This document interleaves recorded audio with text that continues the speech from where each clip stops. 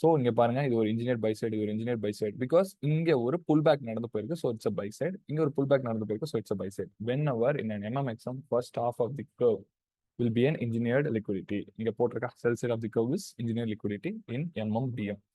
Next, இப்போ இந்த engineer லிக்விடிட்டிஸ் தான் பிரைஸ் போய் எடுக்கும். ஓகேவா? ஸோ இது எடுக்கிறப்போ வில் கெட் என்ட்ரிஸ். ஸோ ஒவ்வொரு பை சைடு லிக்விடிட்டி கிட்ட போறப்போ ஒரு சின்ன அக்யூமுலேஷன் நடக்கும், அங்கெல்லாம் நமக்கு என்ட்ரிஸ் கிடைக்கும். ஓகேவா? Remember this guys, this is a holy grail.